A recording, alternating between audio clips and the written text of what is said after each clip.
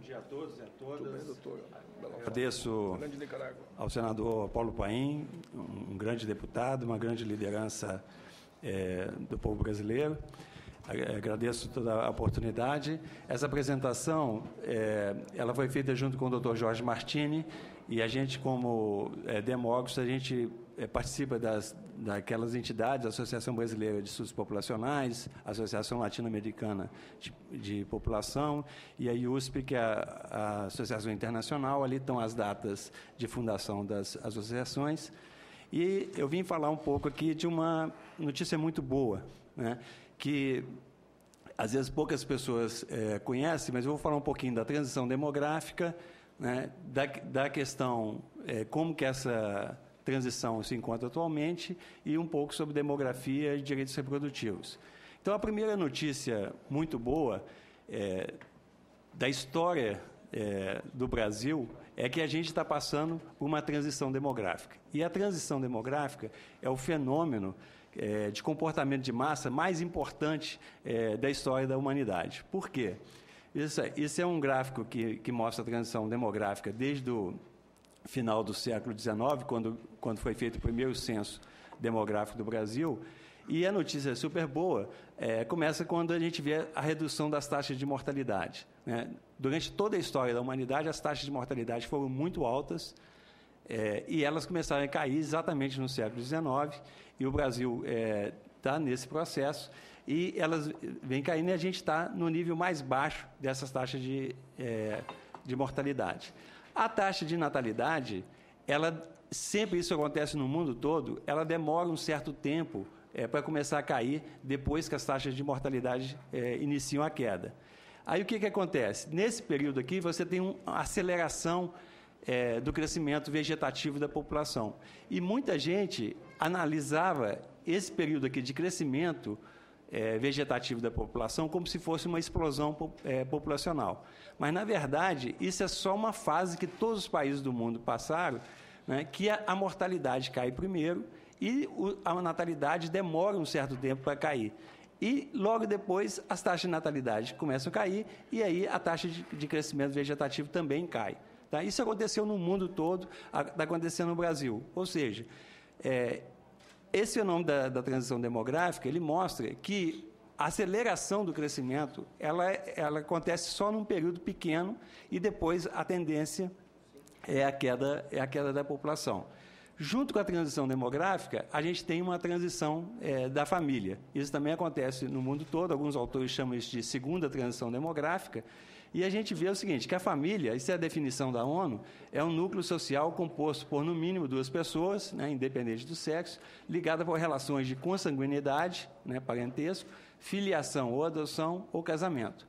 E a gente vê esses dados aqui do censo 91 do IBGE e censo 2010, que a família tradicional, composta por um casal com pais e com filhos, né, que é a grande maioria da população brasileira, ela está diminuindo. Caiu para 49% em 2010. E os outros tipos de família, considerando inclusive domicílio unipessoal, né, subiu para 51%. Isso é um processo também que acontece no mundo todo, que junto com a transição demográfica, a gente tem uma mudança nas relações das famílias. Tá? Pegando aqui os 200 anos, a gente está quase completando os 200 anos da independência do Brasil, o que a gente vê? Que o período de maior crescimento populacional, em torno de 3% ao ano, ele aconteceu no quinquênio 1960 e 65. Tá? Depois disso, essa taxa vem só caindo. O pico da população, o máximo da população brasileira, segundo as projeções da ONU, que eu estou usando aqui, vai ficar em torno de 240 milhões na metade do século. Tá? E depois começa a cair, vou mostrar rapidamente. E qual que é a maior conquista que teve nesses 200 anos? A esperança de vida ao nascer, que era em torno de 25 anos, quando foi feita a independência, ela já está 3 vezes maior, 75 anos, e deve chegar em torno de 77 anos em 2022. E a mortalidade infantil, aqui já é dados do IBGE, era 137 por mil em 1950 e caiu para 12 por mil. Deve estar em torno de 15, deve cair para 12 por mil em 2022. Tá? Então, a gente vê o seguinte, que o Brasil ele vive nas melhores condições demográficas de sua história, tá? Tanto a história passada como a história futura. Isso aí são as projeções da ONU, são 3 projeções até 2100. Então, a projeção média, que é a mais provável, é que o Brasil vai chegar em torno de 240 milhões de habitantes e depois cai um pouco para 240. Se a fecundidade subir, que é pouco provável, a população vai para 300 milhões. Se a fecundidade cair muito, tá? Muito, mas tem que cair muito mesmo, ela vai ficar em torno de 130 milhões. Tá? Mas o mais provável é essa projeção média. Isso aí são as projeções de fecundidade. A projeção média, essa verde, que é o mais provável, é um pouco abaixo do nível de reposição. Então, isso significa que, no longo prazo, a população, se não tiver uma migração internacional muito forte, a população vai diminuir ligeiramente. Isso aqui é a estrutura etária da população. A gente tinha, em 1985, uma pirâmide que a gente chama egípcia, né? Cada grupo era maior do que o anterior. E a gente vai passar por uma pirâmide que não é uma pirâmide, é um retângulo, né? Com uma estrutura etária muito diferente do que foi durante toda a história brasileira. E isso significa que a gente vai ter um envelhecimento populacional. Tá? Isso também são 3 projeções do envelhecimento, que é a idade mediana. O mais provável é essa do meio, né? que é a idade mediana, e fica em torno de 50 anos. Veja só, agora em 2010 é um pouco menor do que 30 anos. Né? E a idade mediana vai chegar em torno de 50 anos. Se a fecundidade subir um pouco, tá? Aqui a idade mediana fica um pouco mais baixa. Se a fecundidade cair muito, a idade mediana fica um pouco mais alta. Tá? E aqui a razão de dependência é o seguinte, quando a gente tem a transição demográfica, todos os países do mundo que passaram pela transição demográfica passaram também pela mudança da estrutura etária. E isso cria uma oportunidade que é única, só acontece uma vez em cada país, que a gente chama de bônus demográfico. O que é o bônus demográfico? Diminui muito a razão de dependência demográfica, né? E isso favorece ao desenvolvimento do país, favorece a redução da pobreza, favorece, inclusive, o empoderamento das mulheres. Tá? O Brasil está em pleno bônus demográfico. Né? O bônus, e ele passa, todo país do mundo ele passa também. Então, até 2030, mais ou menos, passa o bônus demográfico. O que acontece se a fecundidade cair muito? Se a fecundidade cair muito, no primeiro momento, é bom para o bônus demográfico, tá? Porque, tá vendo, a razão de dependência ela cai mais ainda. Só que acontece que, no futuro, a razão de dependência sobe muito no futuro. Se a fecundidade subir, é ruim para a razão de dependência no curto prazo, mas no longo prazo ela não é tão ruim. E se for a projeção média, tá vendo, é uma coisa mais equilibrada. Né? Então é o seguinte, o fato é que a gente tem um bônus demográfico, ele continua ainda, mas depois, inevitavelmente, seja qualquer cenário da fecundidade, esse bônus demográfico vai passar. Então a gente tem de aproveitar bem esse momento. Isso aí é uma representação para mostrar o seguinte, eu não vou entrar em todo o detalhe, essa linha mostra o seguinte, quanto mais cresce essa linha, mais a gente está colhendo o bônus demográfico. Tá? Então, resumindo, o bônus demográfico ajudou o Brasil a diminuir a pobreza e aumentar os níveis educacionais. O bônus demográfico feminino contribuiu para o empoderamento das mulheres.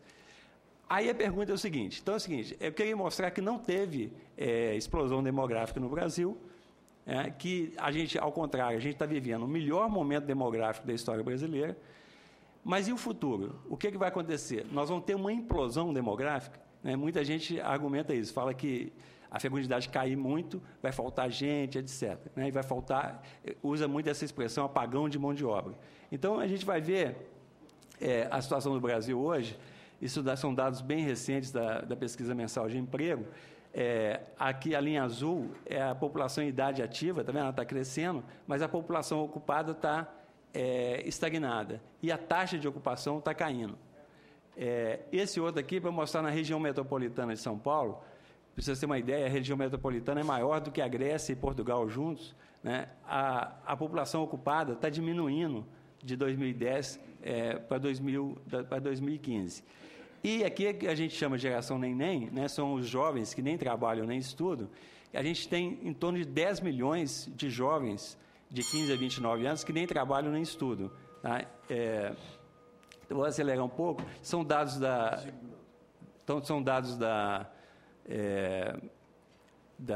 PNAD contínua de 2015, que, resumidamente, é para dizer que assim, a gente tem uma população de 203 milhões de habitantes, mas só tem 92 milhões de pessoas realmente ocupadas, tá? E só 36 milhões de pessoas empregadas com carteira de trabalho no setor privado.